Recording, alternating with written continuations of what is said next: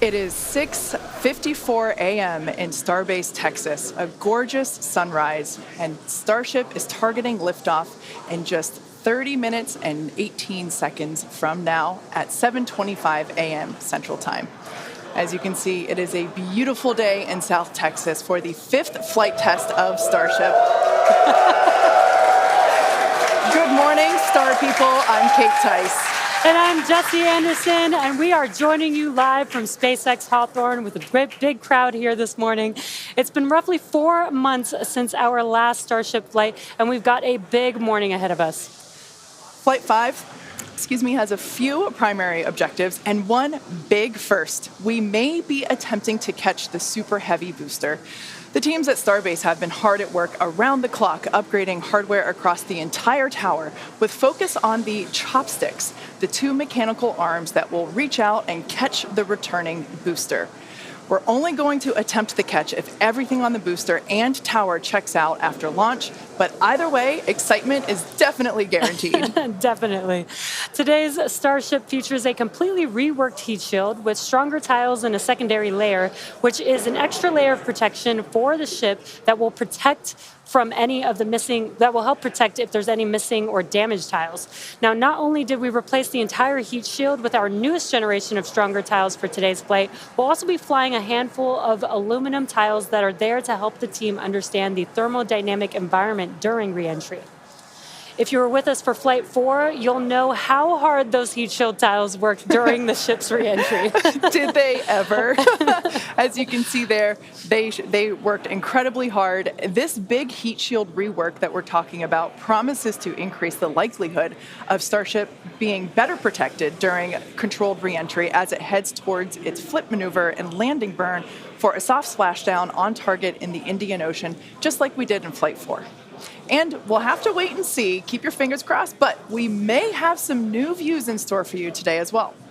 Right, like all test flights, we want to learn as much as possible, and views of Starship during all phases of flight help us to keep improving the vehicle for recovery and reuse.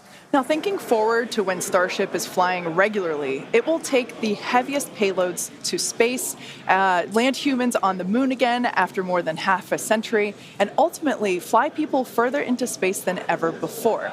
And getting there will require us to rapidly iterate and fly often, which is why we're working so hard to scale operations at Starbase.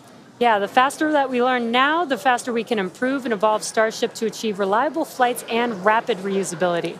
We've been designing this vehicle from day one to realize a vision of having an entire city of people on Mars, something we know will take launching millions of pounds of cargo and equipment into space spread across thousands of flights.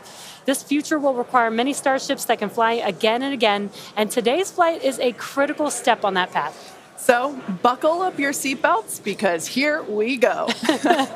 The moon and Mars are not nearly as far in the future as you may think. In fact, we're planning to send Starships to Mars as soon as 2026. You might be familiar with the Starlink logo, and there you can see it on your screen. It's an iconic representation of the Mars Transfer Orbit, also called the Home and Transfer Orbit. This is how fundamental Mars is to SpaceX.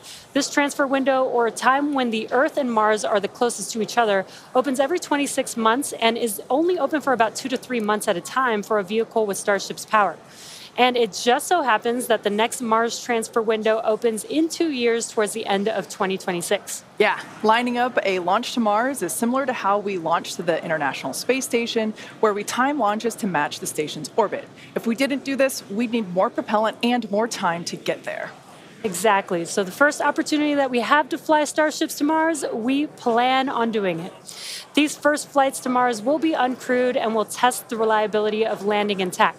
If those landings go well, the first crewed flights will follow soon after. So it's safe to say it's all happening, and flights like today's are what's going to get us there. Not only have we made several improvements to the Starship flying today based on what we've learned from our last flight, including extensive upgrades to Starship's hardware and software, we've also made improvements to the launch tower and catch mechanisms. And if you've noticed in some of the live views this morning, our teams have completed stacking the second launch tower, which will be coming online next year. Having two operational launch towers paired with ships and boosters rolling off the line in our new Star Factory will allow us to increase our flight cadence and test even more rapidly. And just a few miles away from the two towers, things are moving really fast at the heart of Starbase. Star Factory is rapidly coming online, with production teams already using the space as construction continues. The 1 million square foot Star Factory brings many parts of the manufacturing process under one roof for the first time, enabling moving as much system integration work as possible earlier in the build process, with the goal of eventually producing hundreds of Starships a year. That's crazy. It's such an impressive building. So, for example, teams can assemble an entire nose cone structure of a ship into a single piece and work on its internal systems all in one place. So if you're working on Starship and you have a question about the steps that you're working that happen before or after yours, instead of having to leave the building and go and find the person or the team with the answer or waste time sending an email and waiting for their response, odds are you're right next to that person or team, and now you're working right alongside them, so you don't have to wait for a response. Yeah, exactly. It makes it a lot more efficient and faster to communicate. So not only are we rapidly iterating on these spacecraft themselves, but we're also innovating the way that they're made. It's almost too much to keep up with. We're also posting updates on our account on X. If you can't keep up, that'll help you. So if you don't already, make sure that you follow us at SpaceX on X. And I have a feeling it's going to get pretty busy. Oh, that is definitely an understatement. And it's definitely going to be very exciting today. So with that, let's meet today's Starship on the pad. Starship features two major parts, the ship, which has 6 Raptor engines, and the Super Heavy booster, which has 33 Raptor engines. The current iteration of Starship is essentially an experimental vehicle flying for development. With a few planned upgrades, Starship will have 3 times the thrust of Saturn V, plus the added benefit of full reusability. Starship 2 will be capable of carrying more than 100 tons to orbit, and Starship 3 will be able to lift more than 200 tons to orbit. The amount of mass we're able to launch per rocket is crucial to creating a self-sustaining city on Mars. Now, to get a sense of how big Starship is, let's start with the average size human, which is about 2 meters high. Towering over our average human is the length of the Millennium Falcon, which comes in at 35 meters. Our Falcon 9 rocket, with the payload fairing attached, is double the size of the Millennium Falcon, standing at 70 meters. And nearly twice the size of that is the fully integrated Starship at 121 meters tall. The ship itself is about 50 meters tall, and the Super Heavy booster alone stands about 71 meters. And even crazier, eventually the ship and booster will get even taller with future design iterations. Can't imagine it being taller than that. Starship's first stage has a diameter of roughly 2.5 times that of Falcon 9, and with 33 much larger Raptor engines, which you can see there on your screen. Moving up the vehicle, the ship features 6 Raptors, 3 sea-level engines, and 3 vacuum engines, which are optimized to operate in the vacuum of space. The ship is designed for vertical takeoff and landing on any hard surface, like the surface of the moon. The ship is also outfitted with 4 flaps to help aerodynamically control the vehicle's attitude during atmospheric flight and enable a precision landing. To reach full reusability, ship must survive entry not just once, but over and over again. It took the teams at SpaceX about 3 years to develop the heat shield on Starship, and development for improvements is still ongoing. The ship's heat shield is composed of 18,000 hexagonal ceramic tiles designed to insulate the vehicle during atmospheric entry, where temperatures can be as high as 2,600 degrees Fahrenheit. And naturally, the tiles are designed for rapid reuse with no refurbishment between flights. As we mentioned earlier, today's Starship features a completely reworked heat shield with stronger tiles and a secondary protective layer. This promises to increase our chances of Starship making it through a controlled re-entry and hopefully a little more intact this time around. And in between our first and second stages is our hot stage, which we last saw in action on flights 2, 3, and 4. Speaking of, let's take a trip back in time and talk about that last flight. On June 6th, Starship successfully lifted off at 7:50 a.m. Central Time from Starbase, Texas, cleared the launch tower, and went on to accomplish several major milestones and firsts. As you can see there, Super Heavy booster lifted off successfully and completed a full duration ascent burn. I love the view of the sound waves there. Following separation, Super Heavy booster successfully completed its flip maneuver, boost back burn as well to send it toward the splashdown zone, and it also jettisoned the hot stage adapter, as you can see there. We don't have to jettison that adapter in future iterations because it'll be a different design. Now, as you can see here, the booster is returning back to Earth using those hypersonic grid fins to steer it towards a precise landing in the Gulf of Mexico. The footage that we have coming up here, there it is from the buoy. I still remember seeing this on X for the first time, and it was so incredible to see that booster coming down, ending its flight with a soft splashdown 7 minutes and 24 seconds into the flight, and the crowd went wild. And so did we. Starship's 6 second stage Raptor engine successfully powered the vehicle to space and placed it on a trajectory that would re-enter less than 1 orbit later over the Indian Ocean. And following a coast phase in space, Starship re-entered the Earth's atmosphere, successfully making it through the phases of peak heating and max aerodynamic pressure, and demonstrating the ability to control the vehicle using its flaps while descending through the atmosphere at hypersonic speeds. And of course, Starlink on Starship once again enabled real-time telemetry and live high-definition video throughout every phase of entry, with external cameras providing views all the way to the flight's conclusion. Flight 4 ended with Starship, with, again, the crowd going bonkers, with Starship igniting its 3 center Raptor engines and executing the first flip maneuver and landing burn that we had seen since our high-altitude campaign. And that was followed by a soft splashdown of the ship in the Indian Ocean 1 hour and 6 minutes later. And we were all glued to the monitors, watching the little flap that could the whole way down. Seeing the landing burn and splashdown was an incredible moment for the entire SpaceX team, and we'll be looking out for many more of these incredible moments today. All right, so while today's mission profile is similar to Flight 4, we got a couple new test objectives, including catching the booster back at the launch tower. In about 18 minutes from now, Super Heavy will ignite its 33 Raptor engines and lift off from Starbase. A little more than 2.5 minutes into flight, the Super Heavy booster will separate from the ship in a hot stage separation. After that separation, the booster will perform a flip maneuver followed by a boost back burn. And about 2 seconds after that burn ends, we'll jettison the booster's hot stage. As it heads back towards the ground, the booster will either attempt a landing, will have a landing burn, but then will either return to the tower or splashing down in the Gulf of Mexico. Meanwhile, the ship's engines will remain lit for just under 6 minutes during its ascent phase before shutting down for the coast. The ship will coast for about 40 minutes or so, reaching a peak altitude of about 213 kilometers. After that coast phase, the ship will be attempting a controlled re-entry, including a flip maneuver and landing burn, like we saw on Flight 4, just before splashing down in the Indian Ocean. Now, we say attempting because, again, this is just a test and nothing is guaranteed. Except excitement. Well, of course there is that. Now, both the booster and ship have to contend with some extreme conditions on re-entry, which is where those heat shield tiles will be put to the test.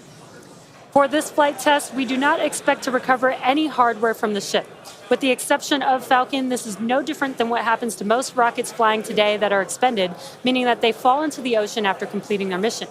Eventually, we will return and reuse Super Heavy boosters and Starships as we do today with Falcon 9 and Falcon Heavy boosters.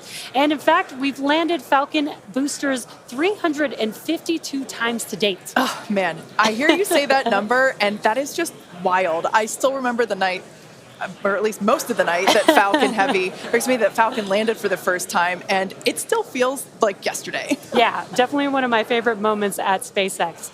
And returning Super Heavy promises to be an even more impressive sight and a huge moment on the road to rapid reusability. Yeah, speaking of rapid reusability, future Starship designs will give Super Heavy boosters a lighter weight and integrated hot stage intended for full reusability, which will mitigate the need to jettison the hot stage like we'll do today. Similarly, even though ship recovery is not expected, the telemetry and data we receive all the way to the end is what we're what we're looking for, and is what will get us to a rapidly reusable Starship of the future. Yeah, exactly. In other words, just like previous Starship flights, the payload for this mission is the data. All right. Now that we have a handle on today's flight test, let's check in with Dan, who is right in the middle of the action. He's just a few kilometers from Starship on the pad. How's it going, Dan? It's going great, Jesse. Welcome back to Starbase, everybody. It's been far too long. Little change of scenery this time. Right behind me is the Launch Control Center, where our flight controllers are counting down to our liftoff at 7:25 a.m. Central. We are a little bit later in our window. The main reason is we're working to clear out the range. Have not been tracking any technical issues so far to preclude that launch. So 7:25 a.m. Central, 12:25 UTC is what we're marching down to. As you can see, we're actively loading propellants onboard Super Heavy and Starship. Liquid methane for your fuel, liquid oxygen for the oxidizer. Prop load on the ship started at about T-minus 49 minutes, booster at T-minus 40 minutes. We're going to keep loading propellants on those vehicles right down to the wire. Ship will close out at about 3 minutes and 20 seconds before T0, and then booster just about 30 seconds later. Now, with our startup sequence, it's going to look very similar to what you saw on Flight 4. We already tested it with this booster and its static fire. We're going to see the Raptors start to make fire at about T-minus 3 seconds, and then we'll start them up in 3 different banks. The first inner 13 will fire, and then about a second later, 15 of the outer ring engines, and then about 0.8 of a second after that, those final 5. Another reminder, if we need to hold, we have a built-in spot at T-minus 40 seconds. We can hold for stuff like if we need to finish clearing the range or if any other technical issues pop up, just kind of in the last second. But if there's nothing holding us back, we're going to go right past that and go down to 0. So, I mean, as of right now, we're just under 14 minutes away from liftoff, not working any technical issues. Range is expected to clear. We're just clearing out a few more boats.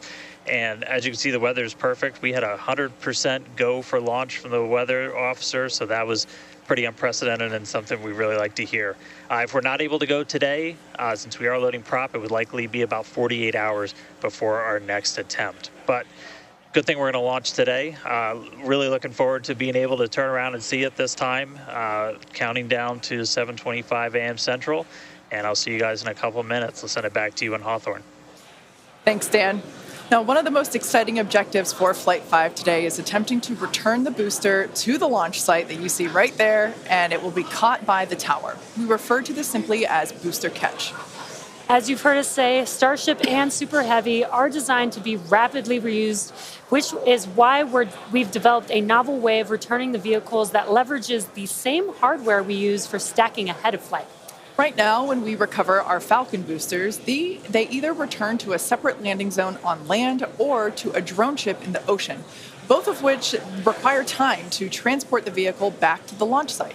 In order for us to achieve truly rapid reusability, we need a quicker turnaround. And you can't get much faster than returning the launch vehicle right back to the launch site where it needs to be in order to launch again.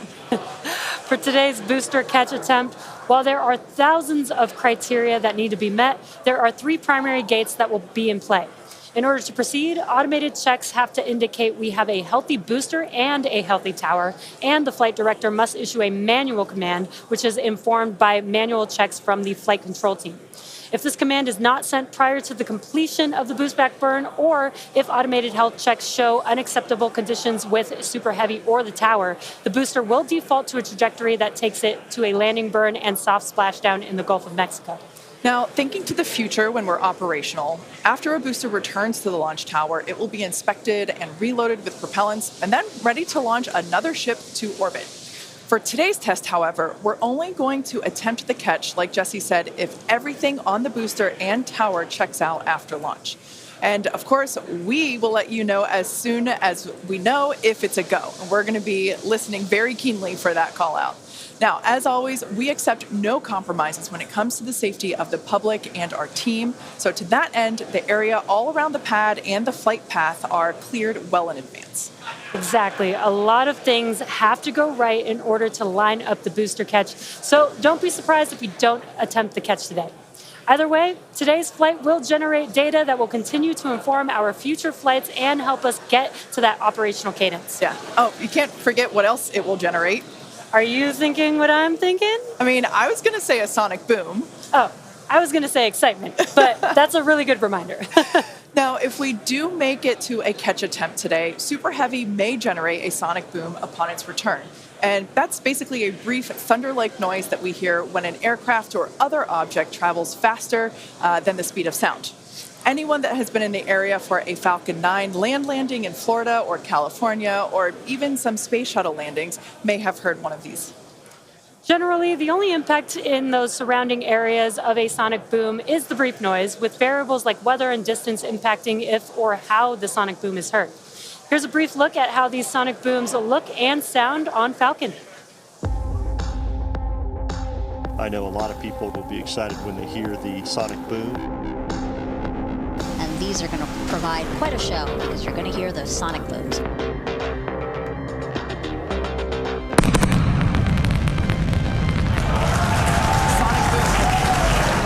Booster landing leg deployed.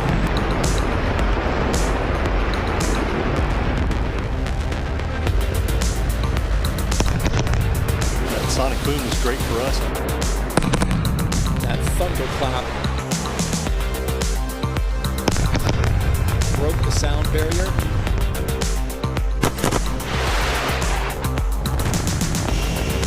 Side booster separation confirmed.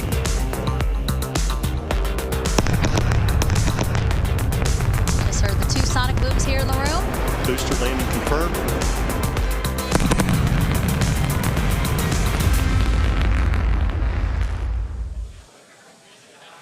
As our test flights continue, we plan to demonstrate ship-to-ship propellant transfer, which will be important in preparation for Starship taking astronauts to the moon as part of NASA's Artemis program.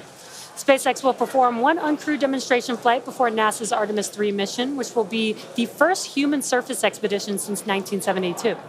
Also, in preparation for missions to the moon and Mars, we're gaining tons of knowledge from our human spaceflight missions, including free flyer flights like our recent commercial astronaut mission, Polaris Dawn. Polaris Dawn was the first of up to 3 missions in the Polaris program, which is demonstrating new technologies, conducting extensive research, and will culminate in a flight of Starship with humans on board. After nearly 5 days in orbit, Dragon and the 4-person Polaris Dawn crew safely splashed down on September 15th off the coast of Florida, completing the first human spaceflight mission of the Polaris program. The Polaris Dawn crew performed some incredible firsts during their mission. Dragon and the crew reached 1,408.1 kilometers, the highest Earth orbit ever flown, and the farthest humans have been from our planet since the Apollo program. The crew also performed the first ever commercial EVA, or extravehicular activity. And as you can see there, they were wearing the new EVA suits that we developed here in-house. This was an incredible moment to see Jared and then later Sarah emerge and perform this EVA with Earth behind. Now, in addition to this incredible spacewalk, they also conducted about 36 research studies and experiments from 31 partner institutions, including NASA. And in addition to all of that, they also tested Starlink laser-based communications in space. The data gathered from Polaris Dawn missions is invaluable, much like the data that we're going to see after today's flight test of Starship. So we're coming down to T-minus about 7 minutes. Let's check in with Dan. Hey, thanks, Kate. So yeah, we're right at about 7 minutes away from launch. The main thing we are still working is that range clear. Again, we have to make sure boats, airspace, everything is cleared out of the way for our ascent corridor, basically the Gulf of Mexico, where we're launching through before we can actually launch. And so we're working on clearing out just a few more boats. We do have a window, remember. So if we end up holding at like a T-minus 40 seconds, we can hold for several minutes, allow those boats to get out of the way, and then we can launch. Our window is from 7 to 7:30 Central, so we don't have a huge amount of time today, but we do have some margin if we need to work with it to still get off the ground today. For now, though, we're coming up on finishing prop load on both vehicles. Header tanks are pretty much topped out on the ship. Those are going to be used for its landing burn. And again, we're going to be closing out all of the prop load at about T-minus 3 minutes, 20 seconds for the ship, and then just 30 seconds later for booster. One kind of cool thing to talk about, so the folks in launch control behind me, after liftoff, they're going to have some pretty special tasks today if we're going to go through with the catch. They're going to be doing some really detailed inspections just visually of all of the different tower systems, a lot of those things that we upgraded, just to make sure that we are in the right posture to actually proceed with the catch. So they'll be working kind of fast and furious behind the scenes to inform the flight director's manual command to send the booster back. So if we hear that command being sent, that's going to be just the roof's going to come off. That's going to be a really exciting moment. So otherwise, if we don't go today, as you guys talked about, there is a chance, and if we don't send the booster back, we'll do a landing burn and a splashdown in the Gulf, and then that's just another landing burn to gather more data, learn more lessons from, and then we'll come back and try the catch again on the next one. But as of right now, we're coming up on 5 minutes.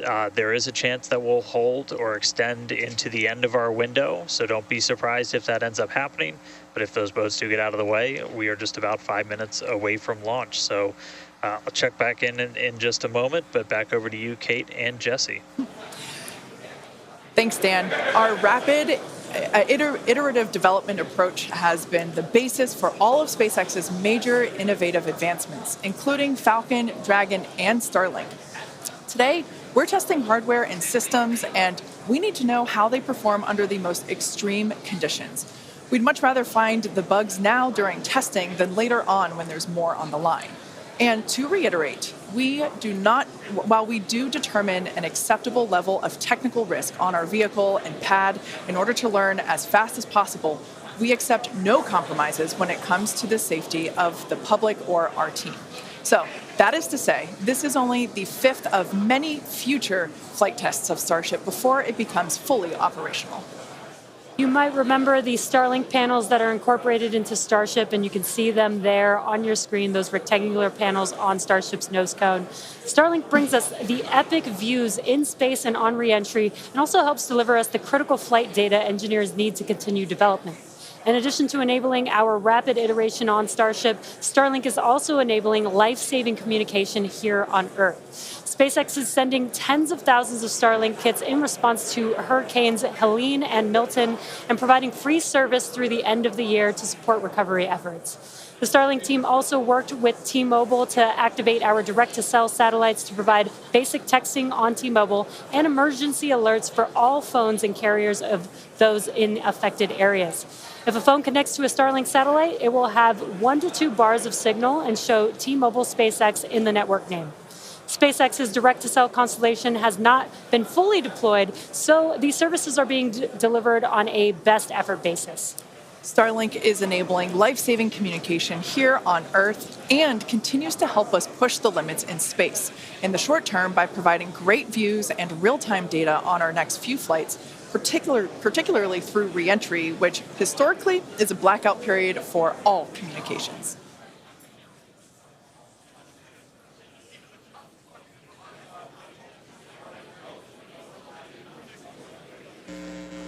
All right, so we're coming up on 2 minutes, 30 seconds away from launch. We were hearing like there was a pretty good chance we were going to hold at T-minus 40 seconds, but surprise, now it sounds like we might not be. So we are just a little over 2 minutes away, so a couple more things going to be happening. We did just close out our propellant load on the ship and the booster, so 10 million pounds of propellant on that vehicle on the pad here at Starbase, getting ready to go. We're going to start clearing out all of the lines that are basically pushing all of that propellant to the vehicles. Those get cleaned out or cleared out on the ground before we lift off. We're doing some final checks on the vehicle, the thrust vector control that we're going to use to steer it, as well as the guidance system doing its final alignment, just a lot of our final checkouts. But we are starting to hear that it looks like the range is going to be clear at our liftoff time of 7:25 a.m. Central, 12:25 UTC. So that puts us 1 minute, 20 seconds away from launch. Still not tracking any technical issues. That range clear is the only thing that's been potentially poking at our launch. So I'm going to start to quiet down. We'll hear our flight director for today, Tristan Pierce, give some of the final call outs. As of right now, we are 1 minute away from liftoff.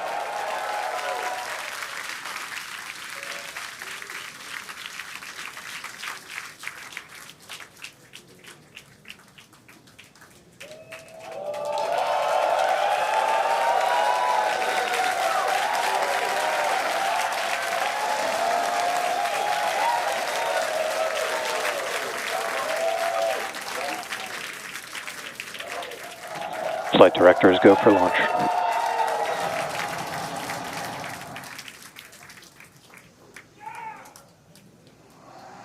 Best words you could possibly hear 20 seconds away from liftoff.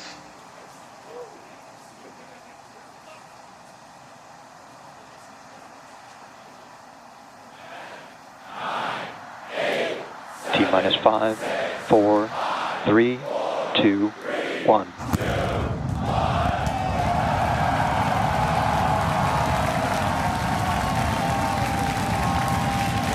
We have liftoff. Vehicles pitching downrange.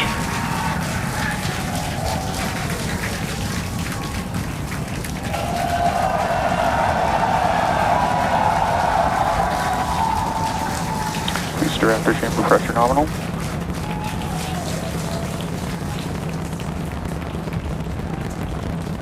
"30 seconds into the flight, the rumble's just starting to reach us here at launch control.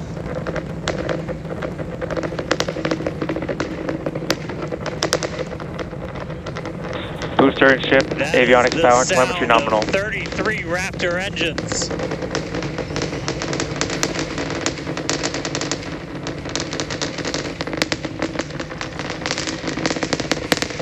Max Q. Now pass through the maximum aerodynamic pressure, the most stress the vehicle's going to see on the way uphill.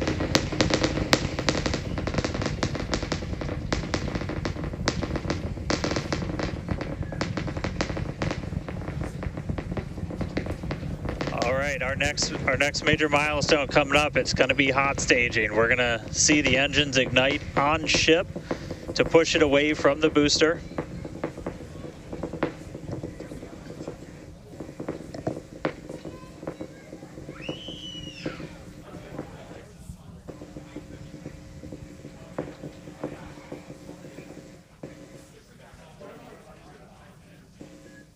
All right, so hot staging is going to be the next thing coming up. First, we're going to see the booster's engines start to shut down, all but 3. We're going to do what's called most engines cut off instead of main engine cut off, because 3 are going to keep going, and then we're going to see the engines on ship ignite.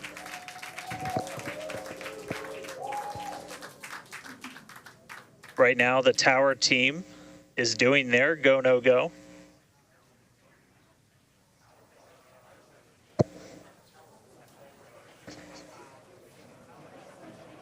And we might hear some really good words soon, too. All right.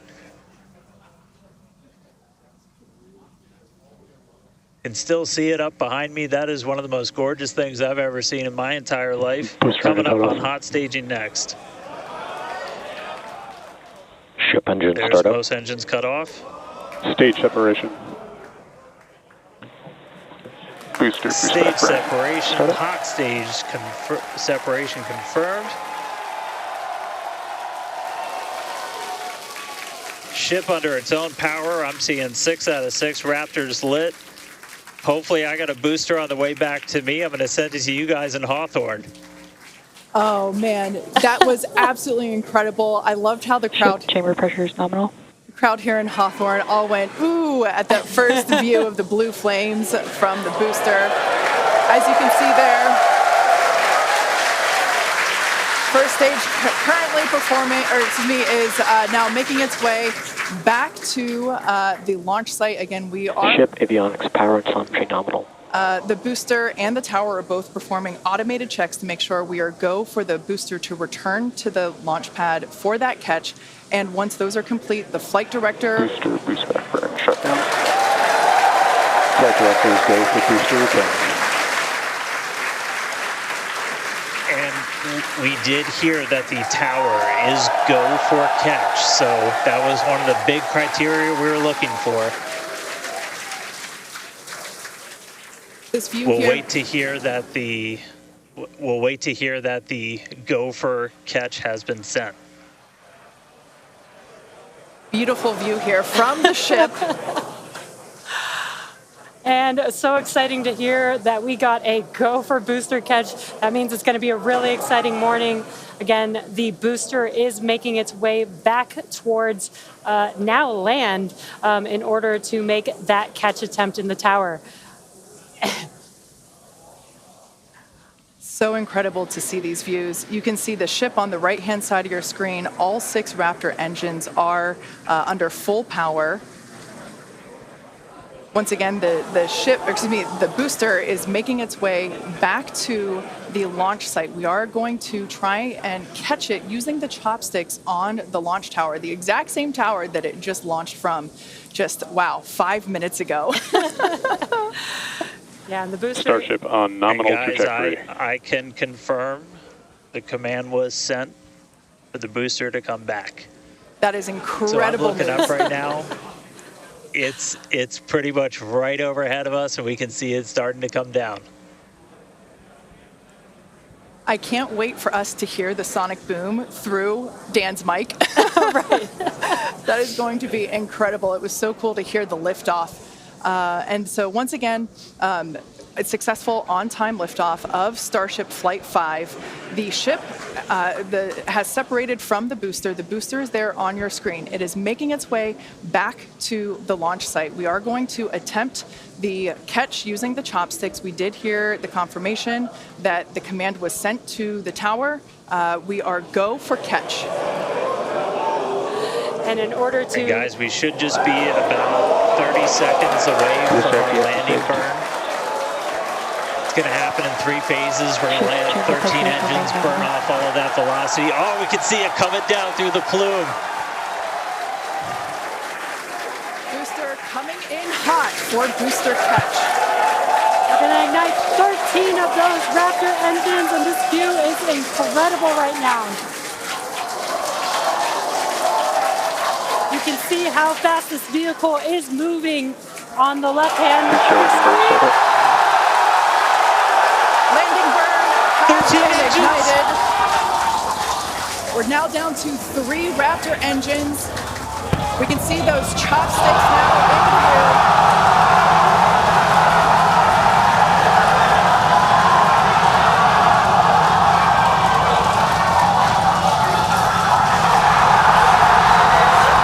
Booster landing burn shutdown. Megadilla had popped the booster.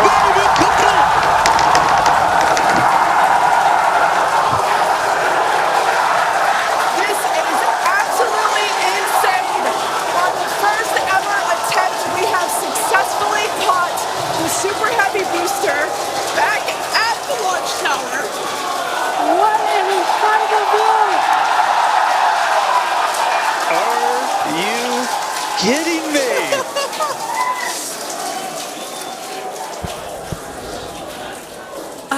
Dan, Wow. I don't know about you, but we're losing our stuff up Starship here. in terminal bed. Guys, I'm sorry. Like, even in this day and age, what we just saw, that looked like magic. That Oh, was- wow. Damn, Wow. your view must have been insane. We are still going wild over here over this. Folks, this is a day for the engineering history books. This is a live view of the Super Heavy booster as it has just been successfully caught back at the very same launch tower that it just came from. Dan, I love this.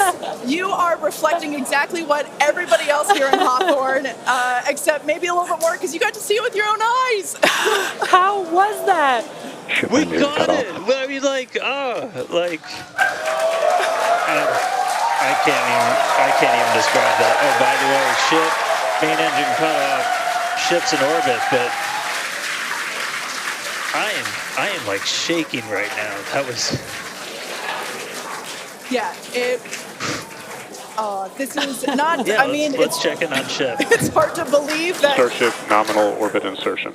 All right, exciting news there. It's hard to believe that, booster isn't the only excitement that we have today. Just confirmation there. A gorgeous view of planet Earth behind the ship. Saved.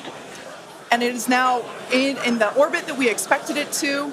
This is just an incredible day. Live views there as the booster vents, some pressures there. That is a live view from the top of the tower looking at the chopsticks. I am still in disbelief. I'm trying to catch my tears just like the chopsticks caught the booster. It has been nonstop since liftoff. And we are all so excited about everything that's been happening so far this morning.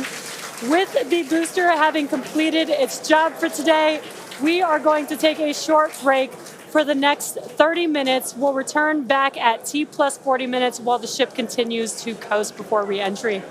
Oh man, and as with previous flights, Starlink may actually enable us to talk with the ship through re-entry with no communication blackout. We of course are still testing Starlink during this phase of flight, so nothing is certain, but if we do have views, we'll be sure to bring those to you live. Views or no views, we'll see you back here at T plus 40 minutes for coverage of Starship's re-entry, flip maneuver, landing burn, and splashdown.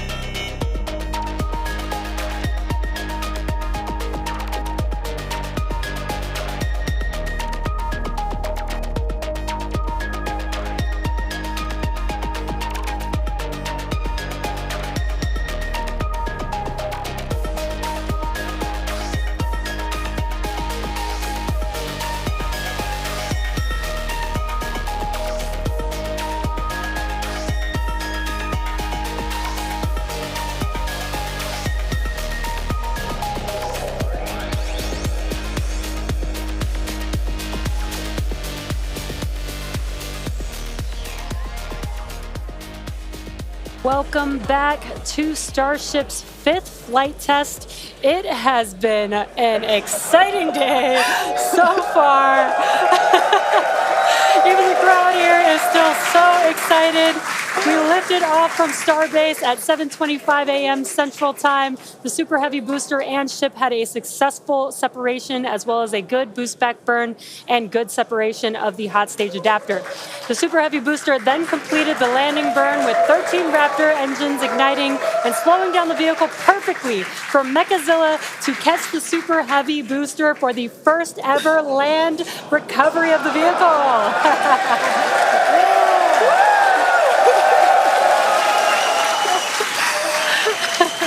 Now, it is insane to think that we're not done yet.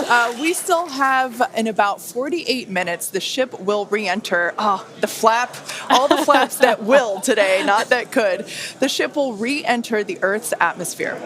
Now, as a reminder, one of the main goals of today's test flight is for the ship to make it through the extreme heat of re-entry and to do so in a controlled manner. We learned a lot about this phase during Flight 4 and, as a result, completely reworked the heat shield, but more on all that in just a minute. Now, re-entry is typically a portion of flight where we don't have communications with the spacecraft because re-entering, it'll be re-entering at about 8 kilometers per second, or about 5 miles per second of roughly orbital velocity. Now, those speeds, the spacecraft moving through the atmosphere results in friction and creates a plasma field around the vehicle. We saw this in action on Flight 4 thanks to Starlink, and wow, it was breathtaking. The blanket of plasma ends up distorting communication frequencies, so it's not uncommon to experience brief blackouts in communication, but hopefully that's not the case today. And Kate, that's where Starlink has just kind of been just the unsung hero and the MVP of this test campaign. I mean, it's able to give us data, not just awesome video, but also data in real time as we're going through reentry. I mean, this is something that throughout the history of spaceflight just hasn't been possible. And this is an environment that is so unforgiving, so hard to model, so hard to understand. And for the first time ever, we're able to literally watch as it unfolds in real time, get that data in real time. And we're able to do that with Starlink. And it's great for us because we get to see something. We get to see the greatest light show on the planet or off the planet. But what it means for this program, we're able to learn tremendous amounts about our heat shield, our angle of attack, everything that we're doing as we're coming in through the atmosphere at hypersonic speeds. And it's you can't just thank it enough. And also, special shout out, you're going to see some additional flap camera views. We've got a really amazing team of avionics, cameras, electronics, software people who made all that possible. And so hopefully they're going to give us an even better show on the way in today as we're coming in at about 5 times the speed of sound. Yeah, those flaps, Dan, that you see there, that's what's helping. Starship is in a good attitude for entry, approaching the entry interface. And some good call-outs there, preparing for re-entry for Starship. And again, that's what Dan was mentioning, those flaps on the vehicle. And if you've been watching us for the last few minutes, you could see that the flaps were rotating around and helping orient the vehicle as it prepares for the beginning of re-entry today. Yeah, exactly. Re-entry will be enabled by that heat shield that you see on the bottom half. That heat shield is made up of 18,000 hexagonal ceramic tiles, and they are designed to insulate the vehicle during atmospheric entry. At that point in time, temperatures can be as high as 26,000 degrees Fahrenheit or about 1,400 degrees Celsius. The design itself also permits for rapid reuse with no refurbishment between the flights. And fun fact that I think is just incredible in terms of scale, but the heat shield alone on the ship has a total mass of 10.5 tons, which is crazy because these things are really lightweight. They're made out of ceramic. We have a couple of them here. The one that I'm holding is used on flat surfaces, as let's see if we go that way, because as it's flat. The one that Jesse has is kind of more what you see there on the side. Yeah, exactly. And having these different shapes, the flat version and the curved version, allow us to cover a lot more of the surface area of the vehicle. Again, we need to protect every portion of it. So even those curved surfaces, and especially the hinge area, if you watched Flight 4, is really what we want to make sure that we protect. And yeah, Kate, these are very, very lightweight. But when you put 18,000 of them together, they add up to 10.5 tons, which is incredible. Now, we did mention earlier that the heat shield has been completely reworked. Starship has entered the atmosphere, remains on a nominal entry trajectory. We can start to see that plasma now starting to build up on the side. It's not quite full plasma yet, but we are starting to see that color indicate that the heat is building up on the heat shield. Yeah, this is such a cool sight to see because you really never really have gotten to see this live before Flight 4. Yeah, and as Kate mentioned, it's getting a little more red, as you can see there on your screen. That means that heat is building up, but that's exactly what these heat shield tiles are there for, is to protect against this plasma and this really, really extreme heat that the vehicle is going to see for about the next 10 more minutes or so. Yeah, so the ship will attempt to light the 3 center Raptor engines, and those are the engines that can gimbal or maneuver or point, and they do that to help flip the ship until the engines point down so that it can land using the Raptor's thrust in the ocean. So that will happen after we get through this re-entry period. Again, now starting to see, and we also might start to see the flaps actuate a little bit here as the vehicle controls its roll during re-entry. That was one of the main learning points from Flight 3, was the roll control didn't work quite as well as we wanted it to. We learned that we needed some redundancies, so we added more roll control thrusters, and we'll see those in action as well today, as that was a Flight 3 learning that worked better on Flight 4 and still enabling that same design today. Yeah. Starship has passed through 85 kilometers altitude. Flaps now have control of the vehicle. Great call out, as Kate mentioned, the flaps are controlling the attitude of the vehicle. And I love these views because it looks so calm. Everything is relative, right? So relative to this camera on the ship, it looks so calm and smooth, but the vehicle is traveling extremely fast. You can see the speed on the bottom right-hand corner of your screen. Starship is designed to land on Mars, where there are no runways or other humans to help out. So we also want rapid reusability. So we're doing propulsive landing instead of a more traditional means like parachutes. And so we will use the engines on this vehicle to help slow the vehicle down for a vertical landing. Yeah. Now, entry is going to basically happen in 5 phases. The first is low drag, that lasts for about 3 minutes. Next is high heating, and beginning when heating increases above the heat rate breakup limit. That lasts for about 10 minutes. We then have high dynamic pressure. Starship will continue to slow down and experience increased aerodynamic loads during that phase, and that will happen before reaching Mach 1, about a minute after. Starship is approaching the peak heating phase of entry, remains on a nominal trajectory. Okay, so that was phase 2 that he just called out, that I was mentioning. After peak heating is that dynamic pressure around Mach 1, and that will last about a minute after leaving the hypersonic area, and then we go into subsonic, and then, of course, landing burn. Wow, what an incredible view. The colors are so amazing, and the colors actually also tell you a little bit about the temperature that the vehicle is seeing as well. So I think that's pretty cool that we get this amazing live visual. Speaking of live visual, the flap, we have more views, more cameras on board Starship, as Dan mentioned a few minutes ago. We are hoping that all 4 flaps will stay more intact than they did last time. We did make some changes to the design in order to help enable Starship this. is now experiencing peak heating, remains on a nominal entry trajectory. Great news there. that Starship is continuing along the path that we intended it to fly. You can keep track with how fast it's going and how high it is above Earth using the display that is there on the bottom right-hand side of your screen. And guys, this is where we're really going to see a lot of those improvements from Flight 4 really come into action. Is you guys kind of talked about, so it's called the static arrow. Those are kind of the poke out points on the flaps. Those get exposed to some pretty extreme heat environments, and so we added some additional, basically made it a lot more robust for the thermal protection there. And we learned not just from visuals and stuff like that. We had those missing tile tests on Flight 4 where we intentionally left some out, kept in some backup layers. They're called ablatives, which means they just gradually melt away to help dissipate the heat.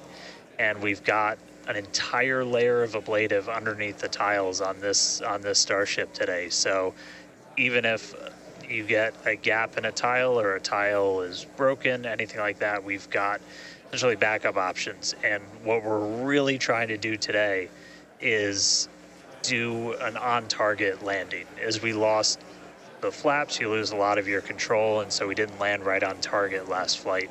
This time we're trying to really nail the target within just tens of meters, and that'll just be a really huge step on feeling like we're closer to bringing a ship back. Obviously, there's a lot of work before we get there, but we just caught a booster. We're going to start looking real soon at when we can catch a ship. So the view on your left is as a helicopter passes by Dan, bound at Starbase.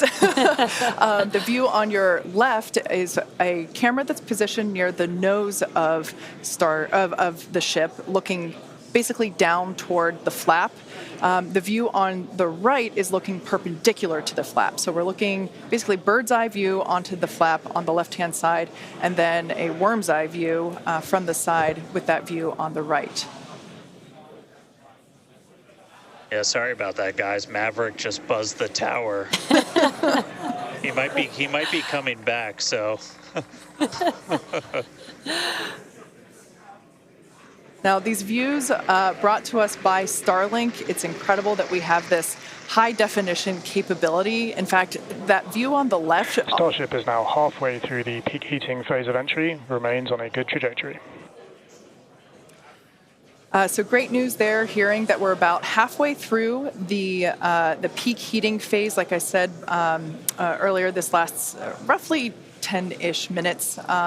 And we did hear earlier that the flaps have control of the vehicle, so also good news there. It is incredible that we've basically had views the entire time. Right, yeah. Thanks to Starlink. My memory did black out a little bit after booster catch, so I think we had views. But all through the coast phase, we had some beautiful views of planet Earth behind the ship as it was in its orbit. Yeah, and I also do want to point out on your right-hand screen, we've got a more encompassed view of the flap. As we watched in Flight 4, the hinge area was the area where we got a little bit of that burn through. This view, this new camera view on the ship, will help us be able to visually see more of what's happening in that area. And again, we have improved our heating tiles, and so hopefully we've protected the hinge a lot better this time. Landing chill has started. But again, these views are additional to the data that we get on these flight tests that help enable us kind of put the data that we get in the computer to the visuals that we see and try and align those and use that for improvements in the future. Now, we heard a call out there saying that engine chill has begun. This is an indication that we are starting to flow a little bit of the super cold liquid oxygen through the hardware, through the Raptor engine, specifically the turbo pumps, to help ensure that the hardware is at the right temperature before we give a full push, a full flow of propellant at engine startup. So all of that to say, we are getting closer to the landing burn. We definitely are. And again, if you look at the bottom right hand of your screen, you can see the altitude that the ship is, and it has been slowly making its way closer and closer to Earth. We're currently at about 63 kilometers from planet Earth, and you'll see that number trend lower and lower as we get closer and continue through this reentry. Yeah, this is going to go on for a little, actually a while longer. We have about 10 minutes or so, roughly, before we execute the landing, the ignition for the landing burn, starting with the landing flip. So we're making a controlled reentry. This is one of the primary objectives for Starship today, is to demonstrate another controlled reentry, even more controlled than what we saw on Flight 4. And so far, that is looking good.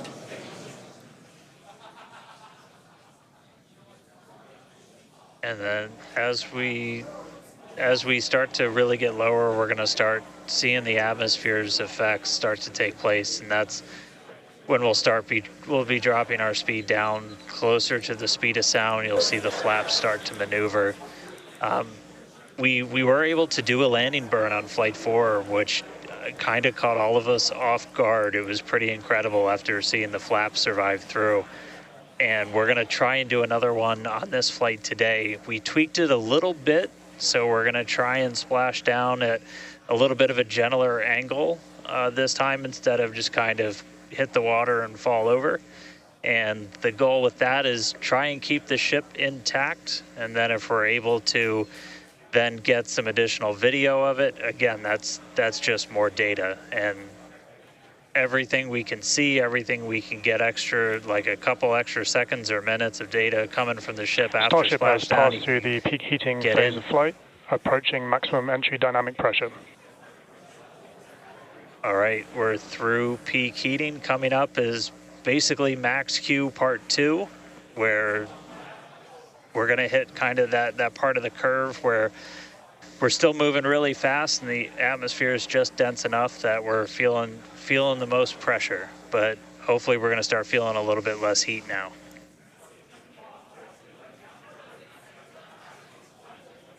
Looks like we got more views of each of the flaps on the ship as it's making its way back down to Earth.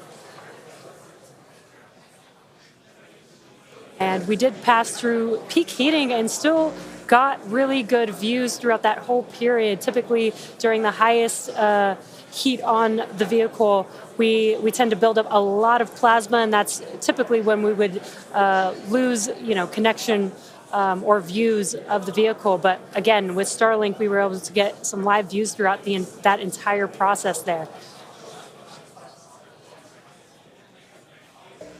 And we're coming up, we'll start hearing a couple more milestones in about 4 minutes or so, when we start getting down to like the transonic, the subsonic, when we're starting to move closer to and beneath the speed of sound. And I mean, we're getting live views, we're getting live data. We've got a couple additional tests on this one today where we left off some missing tiles again to test some additional backup layers.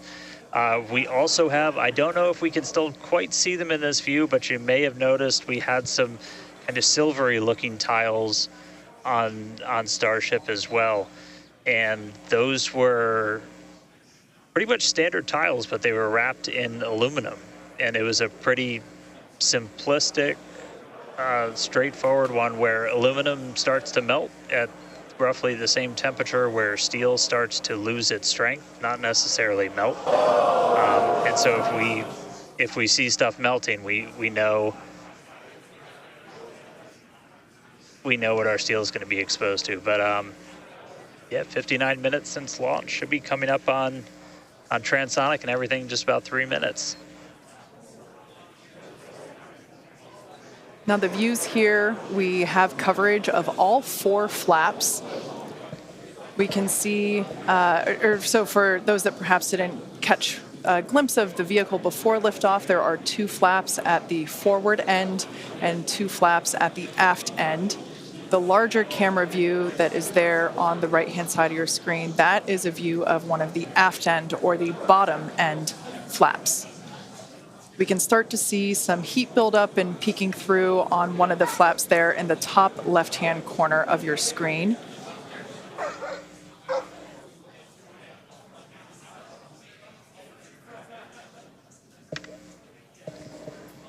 Once again, Starship now at T plus 1 hour and 9 seconds into its flight today, re-entering the Earth's atmosphere. Currently about 45 kilometers above the surface of the Earth, now 44.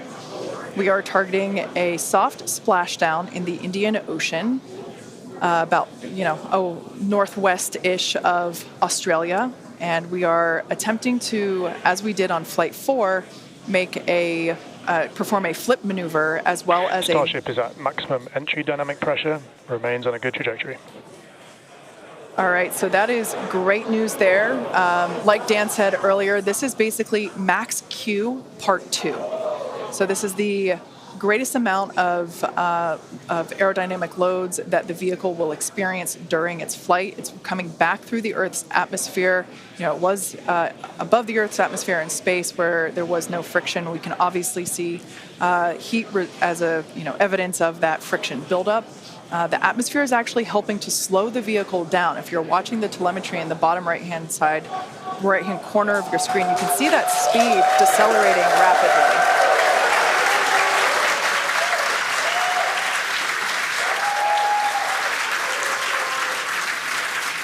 Now, the 4 flaps on the ship help steer the vehicle, and one of the main objectives for the ship today is to demonstrate controlled re-entry during this phase of flight, this re-entry phase.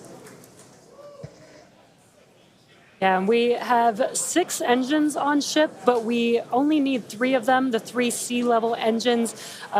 We will have that flip maneuver happen very close to touching down for splashdown. We'll do that flip maneuver, ignite those engines, slow the vehicle down immediately, and then hopefully have what we call a soft splashdown in the water. It's probably going to feel a little bit harder on the top of the surface of the water, but it'll look pretty gentle. Yeah, and like we said earlier, we hope to have some more views, even of that phase of the flight. So fingers crossed that we can we can bring those to you. We are hoping to splash down softer than we did last time on Flight 4. Right now, Starship continuing to make its descent back to planet Earth. Starship is at Mach 2, remains on a good trajectory. All right, great news there. That tells us that the vehicle is traveling twice the speed of sound. So we will then, the next call out that we'll hear is that it is, traveling about the speed of sound. And then we will hear a call out that that will be the call out that it is transonic. And then we will hear another call out saying that it is subsonic, meaning going slower than the speed of sound. Starship is transonic. There it is. So at this point in time, we say transonic because certain parts of the vehicle, like the flap that you see on your screen, might be experiencing airflow faster than the speed of sound, while other parts of the ship may be experiencing airflow. Starship is in the subsonic belly flop. All right, so now the entire vehicle is traveling slower than the speed of sound, so subsonic. The crowd here at Mission Control Hawthorne also getting excited, just like us. We're awaiting a water landing. We are going to reignite the 3 engines to perform that flip maneuver, and we're basically about a minute and a half, away from the landing flip. Yeah, the crowd's getting excited here as we get closer and closer to splashdown. Again, just about a minute away from the expected splashdown, so we should see a lot happening coming up here shortly. We're currently having a view of one of the flaps, and it is a little bit dark on your screen, but hopefully we'll get some good views of the ship as it makes that flip maneuver and touchdown for splashdown. Yeah, guys, we saw that speed drop like a rock. So we're doing a belly flip right now, or a belly flop right now. That's what's kind of, if you saw the high altitude campaign, that's the unique thing about how Starship comes back. So we've bled off pretty much all of the speed we're going to. We're essentially at terminal velocity. Starship is at 5 kilometers altitude, remains on target. Five to go. Coming up soon. Landing burn.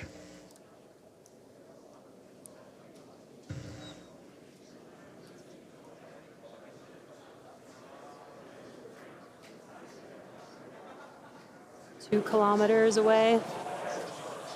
Starship is on target, approaching landing burn startup. So keep an eye on the bottom right-hand side of your screen as well. That will be the indicator when the Raptor engines ignite, if we are unable to see that illumination ourselves. Landing burn startup. What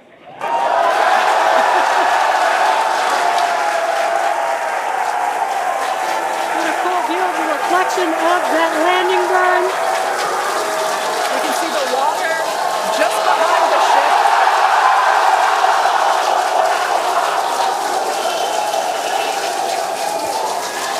Starship has landed. An incredible view. I think it is safe to say we have a ship in the water. Touchdown! That is a live view from the ocean surface. What an incredible end to Starship's journey. A live view from a buoy that we had out at the landing zone. An incredible view of ship landing just about on target as they were calling out. That was amazing. And we were not intending to recover any of the ship's hardware, so that was the best ending that we could have hoped for.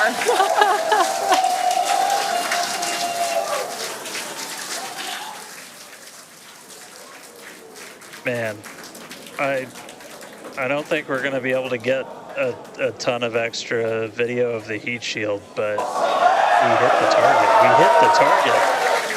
Yeah. I mean, we hit the target because we had these buoys placed in a pretty specific spot, so wow. What a day. I feel like that's what I get to say. What a day. I mean, everything started off today with that launch. We were able to lift off towards the end of our window, 7:25 a.m. Central Time. 33 out of 33 Raptors in the way uphill. Successful hot stage. Booster came back. We watched it come down right behind us. Watched it get caught. And that broke my brain for a while. I'm really happy we had coast for a bit, but that's first ever booster catch, major step on the way to rapid reusability. And ship just gave us one heck of a show, making it through a controlled re-entry this time, flaps intact, made it down to the water. Hey, Starships were meant to fly, and it sure as hell flew today. So let's get ready for the next one. Over to you guys. They were meant to fly, and they were also meant to be caught by Mechazilla. Yeah. It's been such an incredible day today. Congratulations to our teammates and to everyone who supported the Starship program. And thank you to all of our future customers for your support. And we'll also like to thank the people of Cameron County, Texas, as well as the Coast Guard, the Federal Aviation Administration, the Government of Mexico, and the Australian Space Agency. Now be sure to follow SpaceX on X for more updates on today's test flight and, of course, for future Starship news. Today was amazing, but the SpaceX action isn't over yet. Soon Falcon Heavy will launch NASA's Europa Clipper, and we're also going to be returning Dragon back to Earth with NASA's Crew 8 astronauts. So congratulations again to the SpaceX team. What an amazing launch and an even cooler catch. Thank you for watching, but we're going to leave you with an awesome recap of what has been the most epic day.